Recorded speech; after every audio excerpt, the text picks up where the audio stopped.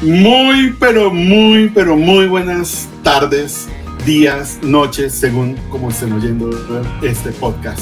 Para todos, es para mí un placer recibirlos, darles la bienvenida a este nuevo capítulo de nuestro podcast de Quilombo. Yo sé quién sabe lo que usted no sabe. Hoy tenemos un invitado súper especial, una persona que marcó en particular la vida de Quilombo desde su inicio, desde su historia anterior incluso a Quilombo, y en lo particular me doy el derecho de decir que es una de las personas que más me ha influenciado en mi carrera como publicista, como comunicador, como músico, como productor de audio. Para mí es un verdadero placer presentar a una persona que es comunicadora social de la Universidad Javeriana, publicista, que sus primeros pinitos los hizo en hacer publicidad, una de las agencias más importantes de este país. Después pasó a Macán. Usted me corrige después si estoy siendo impreciso, querido invitado. ¡Vayan! Ya salió el invitado. Es una persona que después estuvo en Macán, en Sancho, en muchísimas empresas. Hoy tiene una de las empresas que a mi juicio son de las más valiosas que hay, porque tiene un propósito más allá de ser una agencia de publicidad y de creatividad y de innovación. Es una agencia que pretende buscar, y lo logra con todo éxito, no solo se queda en la pretensión de buscar propósitos nobles y jugar con esos propósitos en favor de la marca, pero también de todos los grupos de interés alrededor de esa marca. Para mí es un placer, señor, saludar a un amigo de la casa, casi socio de esta empresa, el señor Mario Bertieri. ¡Bravo! Hola, señor. Gordo, ¿qué hubo? Le voy a decir gordo aquí porque me lo permitió. Muy mal, gracias muy por la mal. invitación. Yo no soy tan gordo. Lo que pasa es que ustedes tienen problemas, tienen que revisar sus fórmulas oftalmológicas. Bueno, decían que el problema de Modigliani no era que fuera talentoso, sino que tenía distorsión visual. Entonces, probablemente me pasa lo mismo. Yo estoy seguro, señor, que le pasa lo mismo. Gracias por estar acá, por ser el primero de estos invitados. Y cómo no iba a ser usted el primero, porque cuando digo que usted es socio, no es precisamente porque sea socio y haya puesto algún dinerillo en nuestras arcas para empezar esta empresa, pero sí es socio en la medida que usted siempre ha confiado en nosotros para todas las cosas que tienen que ver con música, con audio. Y esto es un espacio para hablar de la música, del audio branding, de las marcas, de publicidad. Y qué mejor que usted sea el primero en hacerlo. Entonces, gracias, señor. Muchas gracias, Gorito, por la invitación. Me encanta estar acá y indiscutiblemente, como usted lo dijo, creo que el vínculo que hay con Quilombo y con el pasado de Quilombo, pues ha sido grande. O sea, desde que empecé a trabajar en publicidad de alguna forma, terminé acercándome a socios y ex socios de Quilombo y terminé haciendo pues gran parte de mis trabajos ahí. Entonces ahí hay una gran historia por medio. Bueno, pues eso nos da autoridad para arrancar entonces. Y lo primero es, para quien no creo sepa quién es Mario Bertieri, ¿por qué Mario Bertieri termina en la publicidad? Pero no la respuesta bonita y polite. ¿Por qué usted termina en la publicidad y trabajando para marcas? Yo creo que porque creía que mi papá hacía publicidad. O sea, realmente mi papá era cliente y hacía avisos, pero hacía revistas, pero hacía en una marca que ya no existe, que se llamaba Círculo de Lectores. Casi Y nada. yo juraba que mi papá era publicista. Y cuando me enfrento a eso, pues yo quería ser publicista, un poco siendo el delfín de Mario Bertieri. Y voy a estudiar publicidad. Y en algún momento me encontré con un amigo de mi papá, que es papá de otro publicista que yo creo que rueda por ahí, que se llama Mario Prieto. Y Mario Prieto, papá, me dice, si no sea pendejo, no puedo estudiar publicidad, estudie comunicación social. Más bien después si quiere ser publicista, sea publicista. Y le hice caso a Mario Prieto, papá, y terminé estudiando comunicación con énfasis en publicidad. Y como que yo sentía que tenía como una ruta marcada, porque en esa herencia de papá médico, papá abogado, hijo abogado, pues yo sentía orgullo de papá publicista que realmente era cliente, manejaba la publicidad del círculo, pero era cliente, Qué bueno. a hijo publicista. Y yo creo que mi papá nunca hizo al final ningún comercial en su vida ni nada, pero yo juraba que los hacía. Entonces terminé siendo publicista por eso. Qué maravilla. Pensé que no iba a hablar de su papá, pero y del círculo de lectores. Para los millennials y centennials, el círculo de lectores era una empresa que reunía muchos autores, los editaba y iba de casa en casa, de colegio en colegio, buscando lectores. Eran pescadores de lectores con literatura a veces no tan clásica, y no sé si me estoy equivocando y usted quiera decir algo más, pero el círculo de lectores marcó toda una época para nosotros porque la gente pagaba una mensualidad, si no estoy mal, usted me corrige, Sí. y tenía derecho a escoger ciertos libros según el cupo de lo que uno pagaba o el plan del cual uno era parte, ¿cierto?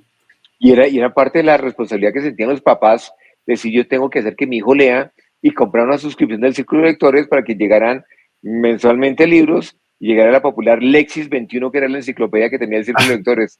Entonces yo creo que todos ahí pasamos por esa, lastimosamente, y ya suena viejo, pues realmente ya los libros no son tan populares, pero ahí me crié yo, en el Total. mundo del Círculo de Lectores. Total, total, total. Qué maravilla. Bueno, y usted se gradúa y pasa a qué agencias. Hágase ahí como un Ahí recorrido yo arranco. rápido. Cuando yo estaba terminando la universidad, la agencia que le manejaba la cuenta a mi papá era una que se llamaba Esfera Grey. Espera. Esfera Grey era de unos argentinos, familia del Grey de hoy, básicamente de la agencia Grey de hoy. Y mi papá logra que me den una chanfa ahí en la agencia, que me reciben a regañadientes porque era hijo del cliente y de un cliente que yo creo que mi papá era una pesadilla como cliente. O sea, yo creo que lo querían muy poquito, era muy cansón, tal vez como muchos piensan que soy yo, y porque de pronto evidentemente lo soy. Eh, y cuando llego a Esfera Grey, pues presté servicio militar porque fue la oportunidad que tenían todos de vengarse por el odio que le tenían a mi papá. Claro. Entonces me pusieron de grumete horrible y terminé siendo el que hacía todos los chicharrones, todo el trabajo maluco me tocaba a mí, básicamente para desquitarse por mi papá. De ahí yo después terminé la carrera y una amiga que en paz descanse, gran publicista, se llama María Elvira Cárdenas, eh, personaje maravilloso que está en algún lugar del mundo de lo que creía ella, porque eh, un día me dice, oiga, en la agencia donde estoy trabajando están buscando creativos, y usted como es tan creativo, ¿por qué no viene? Y esa agencia era hacer era Jonan Rubicam en su momento, hacer una agencia que era de una familia que es la familia Arenas, y los Arenas eran dueños tanto de Hacer como de Cinevisión, que era una productora y programadora Claro, claro. eh, increíble en su momento. De hecho, Cinevisión creó uno de los programas que fue hito en la publicidad, en el mundo, perdón, de la televisión, que se llamaba Sociedad. Y Sociedad era un programa donde nació realmente Garzón. O sea, Garzón fue el gestor de ese programa. Entonces, cuando llego yo a entrevistarme con Marco Fonseca, que era el vicepresidente creativo, me dice, bueno, ¿usted cuál es su gracia? Y cuando le digo, ¿cuál es mi gracia? Yo le dije, yo sé pintar. O sea, yo juraba que sabía pintar, entonces yo sé pintar. Y él de querido me dio la oportunidad y arranqué como diseñador.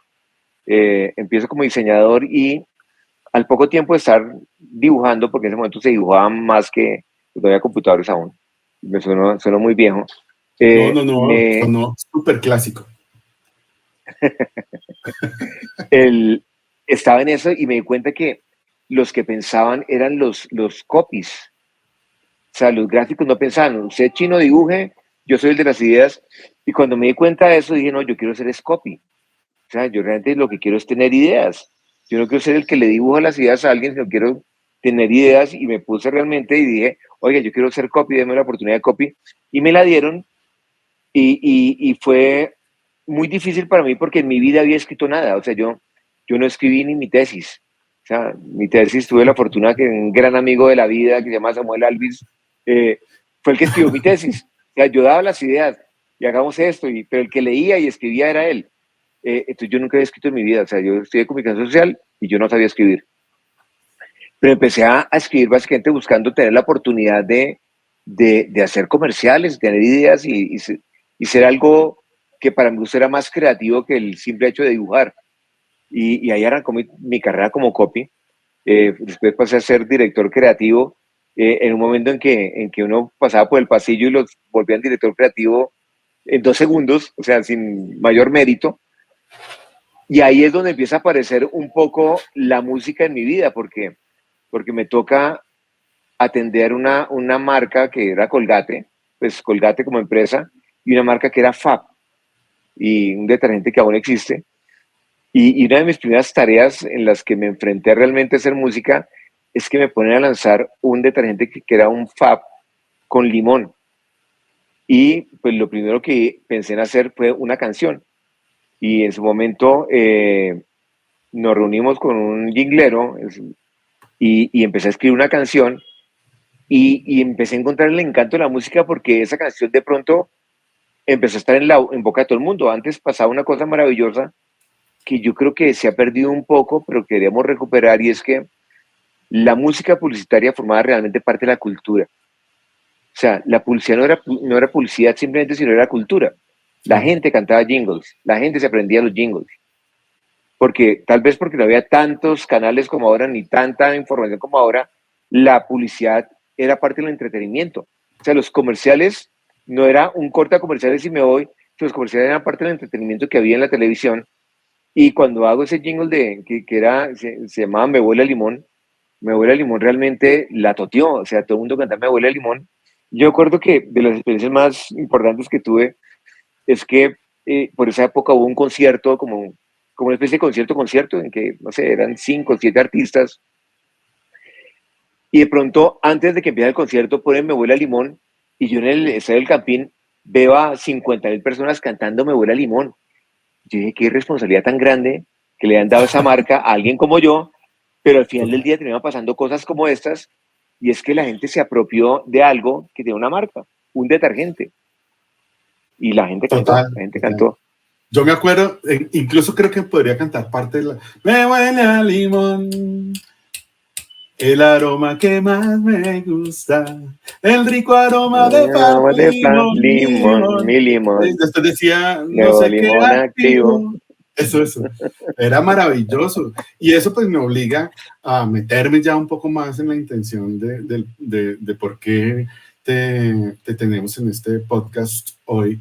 Y es, los jingles son absolutamente poderosos para las marcas. Alguna vez un director creativo, compañero, cuando yo hacía creatividad, cuando era parte de las agencias, decía una frase que a mí siempre me impactó, y era, si no tienes nada que decir, cántalo. Y me comí el cuento de que eso era verdad cuando era creativo.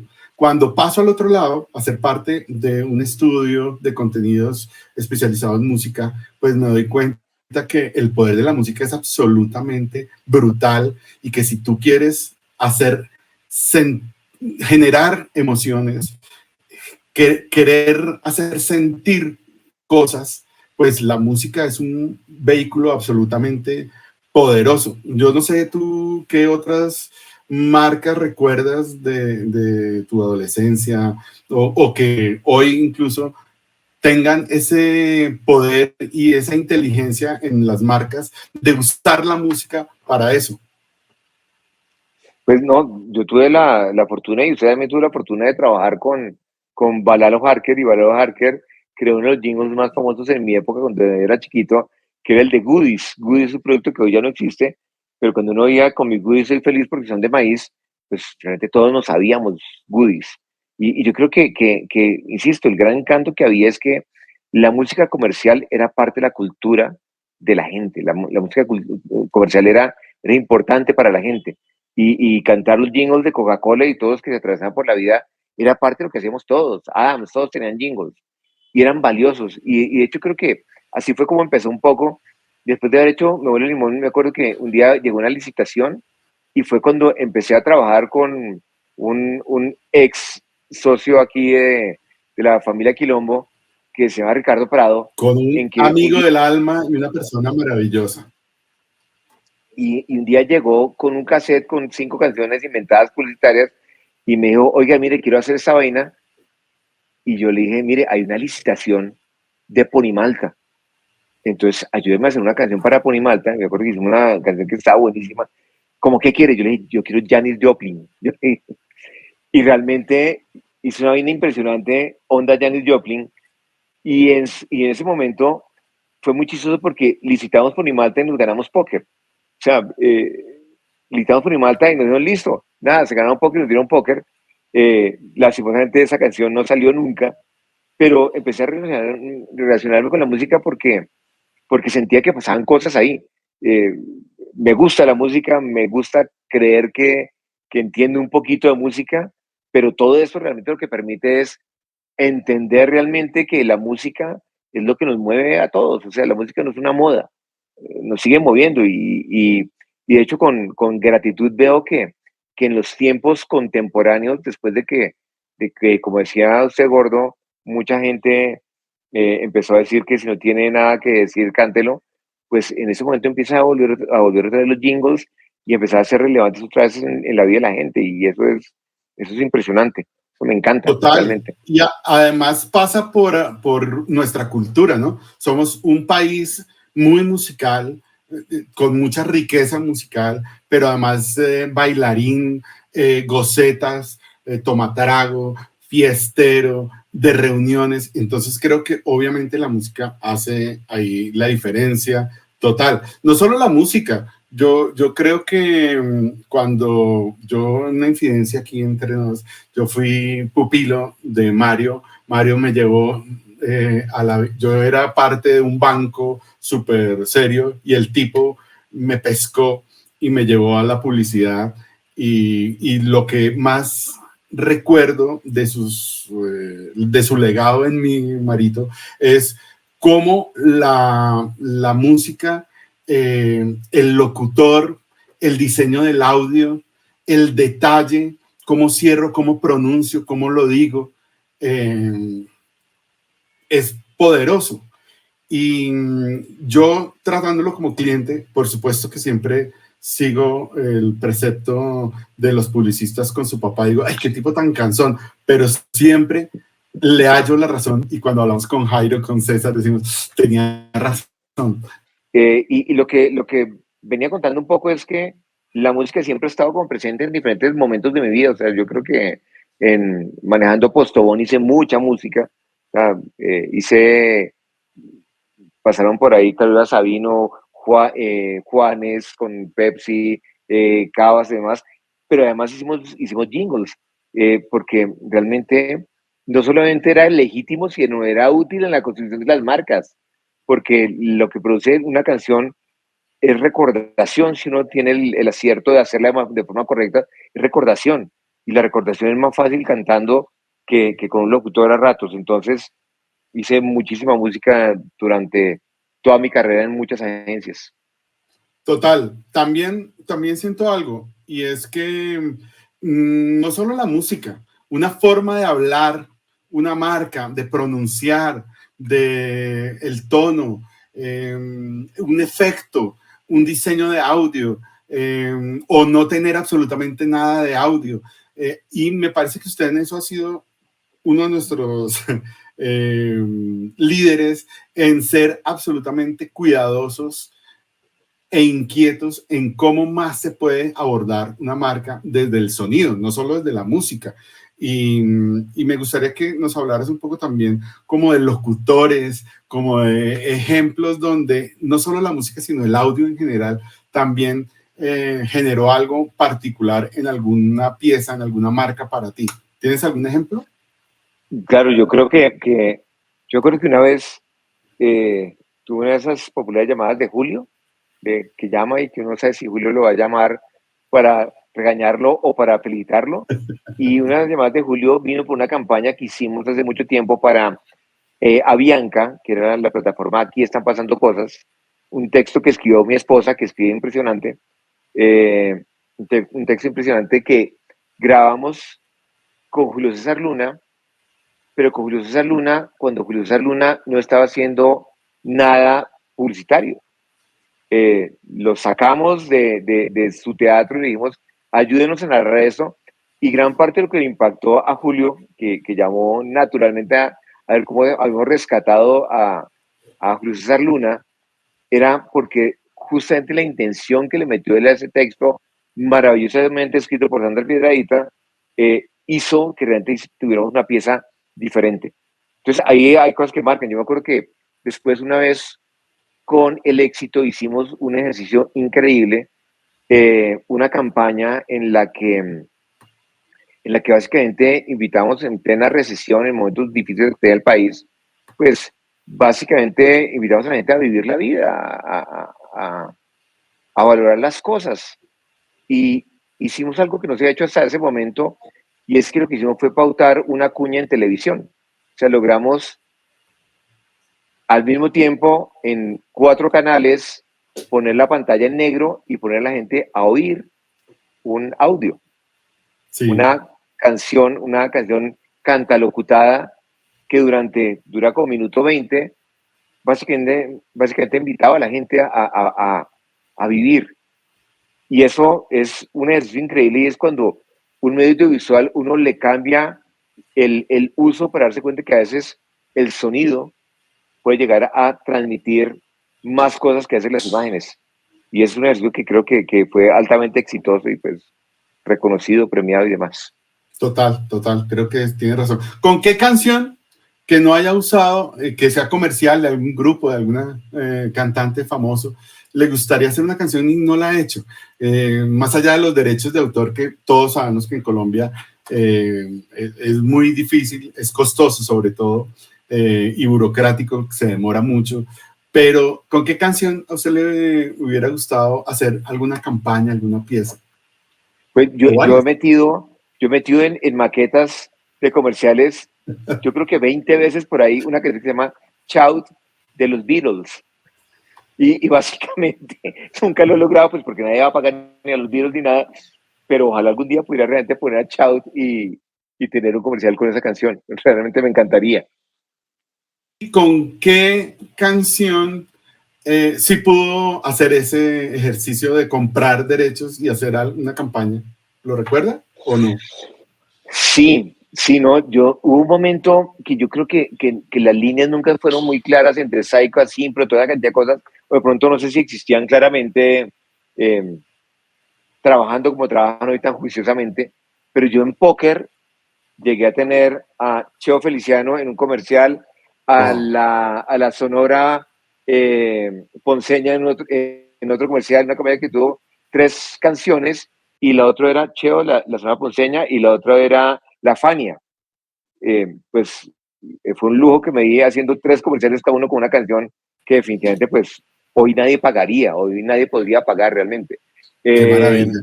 Tuve la posibilidad de hacer una versión de New Sensations, que la rehicimos. No creo que me he cruzado como 2 o 3 veces con esa posibilidad. La cosa es que es imposible, o sea, realmente eso no lo paga nadie. No sé, en Argentina pasa mucho y no sé cómo hacen, o sea, realmente no logran. No, básicamente porque la ley es diferente, no sé por qué en Colombia es tan complicado hacerlo, las tarifas, no sé si son los filtros, pero evidentemente es costosísimo. Nosotros hicimos hace unos 2 años, tal vez un poco más, un remake de Suave, la canción de Luis Miguel, para Downey, por ejemplo, y fue maravilloso, pero obviamente pues tenía el músculo financiero para poder pagar lo que necesitaban, y además hicimos una producción con sinfónica, con todos los juguetes como se merecía la idea, pero eso es excepcional, desafortunadamente, poder hacerlo. Bueno, no, mentira, hace poco con ustedes hicimos para 3D Bueno, una es verdad. versión de Quinito, la canción se llama, ya no me acuerdo cómo se llama la canción de Hay Quinito, un hoyo a la orilla del mar. que realmente, y eso yo creo que es de los ejercicios que son buenos traer a escena, porque yo siempre me he preguntado, o sea, la gente, los publicistas critican mucho ese tipo de comunicación y publicidad, pero ese ejercicio que hicimos con ustedes de 3D líquido, eh, un día nos sorprendió que mi hijo encontró en TikTok que la estaban haciendo videos con la pista. Eh, pero cuando buscamos eso, encontramos que había 200 y pico de videos hechos con la pista de 3D líquido. Y ahí es donde uno dice, venga, algo hicimos bien. Y es entender realmente que la publicidad no son publicistas, sino la publicidad son audiencias y que los que realmente compran las marcas y se relacionan con las marcas es gente que le gusta Quinito, que le gusta cantar las canciones y que sienten que las marcas les está aportando un poco más y se crea un diálogo especial y se crea una conexión. Entonces, ahí, eso lo hicimos con ustedes hace muy poco. Sí, sí, sí, es verdad. Cómo cambiar una letra en función a una canción que es poderosa y que está en la memoria de todos. Hay una memoria emocional y uno acude a ella para decir mensajes que una marca quiere decir. Eso es maravilloso. ¿Qué música le gusta a usted? Porque lo veo en los Beatles, pero además en Quinito, pero ¿qué música es? Yo soy, a mí todos los años 30, 40, 50 y 60 me parece la locura. O sea, me encanta. Eh, Soy un poco más rockero en la medida que, si puedes decirse rockero, que todo lo que es YouTube, Police, todo Uh-huh. esto es lo que me tocó a mí. Entonces, me encanta. Pero sí tengo un vínculo grande con la música vieja para mí incluso. Entonces realmente estoy hablando de generación y generación de atrás. Eh, yo creo que ahí pasaba algo especial. Yo, de hecho, eh, colecciono vinilos de rock and roll. Me gusta el rock and roll. Eh, Me gustan los Beatles, o sea, realmente tengo todos los vinilos posibles que puedan tener ellos, básicamente porque creo que era una sensación de música bien especial, porque entre otras, como la hacían, a pesar de que los Beatles fueron grandes experimentadores de estudio, realmente tenía como una sensación diferente a cosas que suenan ahora. Lo de ahora suena diferente, no es mejor ni peor, pero suena diferente. Y eso me Total. gustaba mucho. Ricardo Prado, que usted muy respetuosamente lo mencionó ahora, hablaba de que los Beatles se inventaron todo. Y Jairo y César, mis socios, también dicen lo mismo, ¿no? Se inventaron el pop, pero el progresivo, pero el pesado. O sea, realmente fueron de una creatividad, de una innovación, que no fueron muchos años, pero fueron años y producciones absolutamente buscando qué más podemos hacer con la música, y por eso es como tan referentes para todos nosotros, ¿no? A mí me hizo mucho daño el rock en español, porque yo iba bien hasta por ahí el 82, 83, y apenas entendí que las letras me decían cosas, porque yo no hablaba inglés, yo no estudié en un colegio bilingüe ni nada, y siempre perdía inglés además. Entonces, y rehabilité inglés incluso. Para mí, cuando llegó el rock en español, pues me quedé ahí, y para mí el rock en español tiene un sentido absolutamente maravilloso, que es poder entender con la energía que tiene el rock, ¿no? Que de todas maneras es muy poderosa. Gonzalo Valderrama, un comediante Bueno, amigo. somos generación del concierto conciertos. O Total, sea, total. eso fue lo que marcó una generación. O sea, realmente de ahí toreros muertos que siguen pareciendo increíbles. Sí. Eh, Miguel Mateos, que es lo suyo. O sea, no, Soda.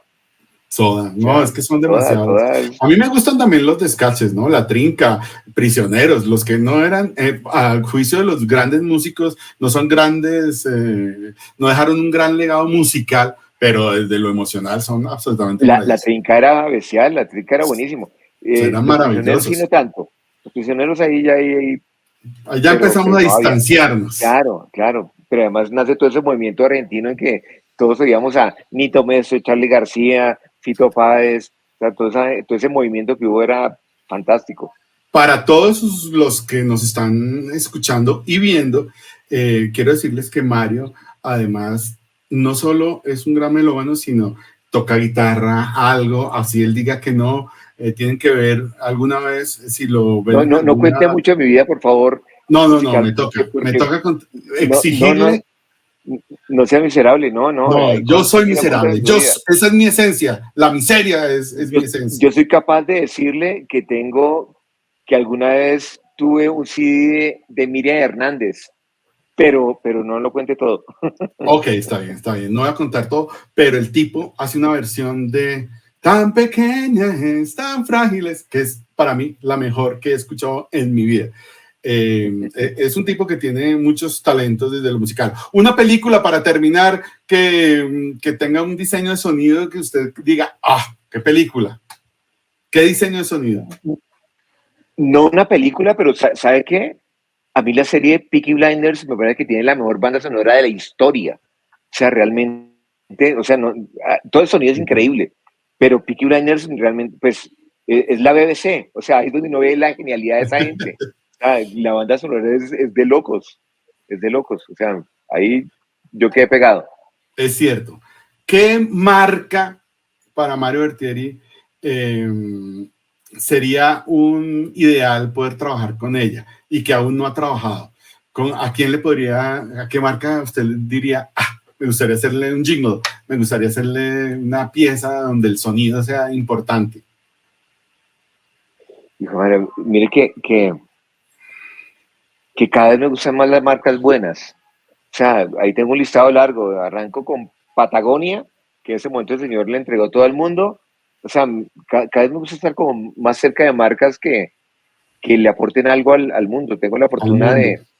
de que uno de los clientes fundadores de Goodfellas es Greenpeace. Y después de 9 años seguimos trabajando con Greenpeace y me produce una satisfacción inmensa. Entonces yo creo que poder trabajar con marcas que le aporten al mundo lo cambia todo. Total, total. Así Pero como usted, es más fácil eso que convertir marcas. Y yo creo que ahí es donde viene la verdadera misión. O sea, es más fácil uno tratar con gente buena, naturalmente es más fácil a convertir un malo. Pero no es que las haya marcas malas ahí para el que me está oyendo, pero sí creo que hay más misión en otro lado. total, total. Eso nos obliga a ir cerrando este momento, este espacio. Gracias, Mario, por esta media horita que nos has regalado.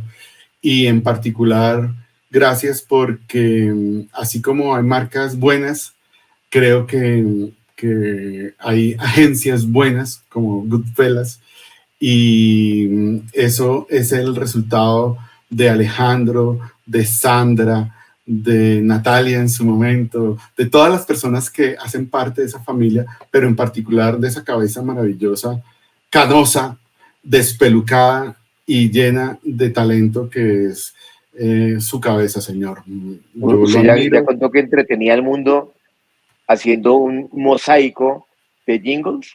O sea, eso ya lo sabe el mundo. No, eso no lo sabe el mundo, pero algún día lo sabrá en uno de los Pero lo podcasts, mejor es que lo seguramente. hacía antes de hacer lo que hace. O sea, Sí, sí, eso sí, sí. marca la importancia de la música en la cultura. Exactamente.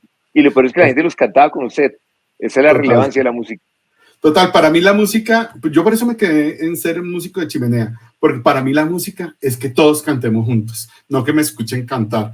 Y eso es lo que trato de hacer también en Quilombo y lo que hacemos con César y con Jairo en Quilombo, y es que la gente cante las cosas Un equipo necesarias. maravilloso. Que es más, con ustedes hicimos ahorita, es que me acabo de acordar que acabamos de ganar un EFI. Lo que hicimos para el cuento del Coco, para asustar a los grandes, ¡Sí! eso es bestial.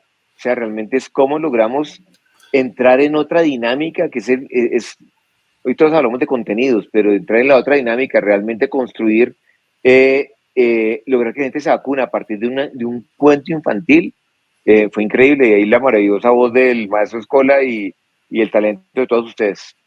No, por Gracias a Dios, ustedes. gracias, gracias, gracias a usted porque usted es el que nos da esa confianza de ser parte de esas ideas sin idea no habría nada de lo que nosotros podemos hacer. Entonces, gracias a ti, a Sandra, a Alejandro, a todo el equipo que siempre está en Goodfellas por ser parte de nosotros. Como siempre le digo, nosotros siempre en Quilombo nos sentimos como parte de Goodfellas y ocupamos pupitre, y muy pronto esperamos compartir hasta oficina si es necesario.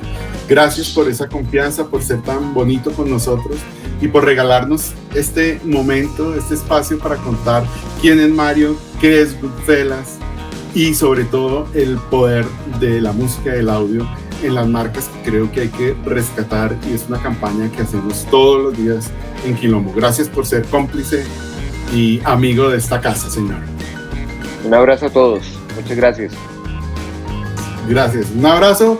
Bueno, esperamos que les haya gustado este primer invitado, segundo capítulo de nuestro podcast. Maravilloso, excepcional. Yo sé, quién sabe lo que usted nos suena. Nos vemos muy pronto. Chao, chao para todos. Escríbanos www.quilombo.com.co, alejo@quilombo.com.co. Chao, chao. Lo perdí, gordo. Pero siempre es así, yo no sé por qué. Yo te veo a ti súper nítido, yo me veo también nítida, pero él lo veía como pixelado a veces. Es que él es pixelado desde nacimiento. O sea, él nació pixelado.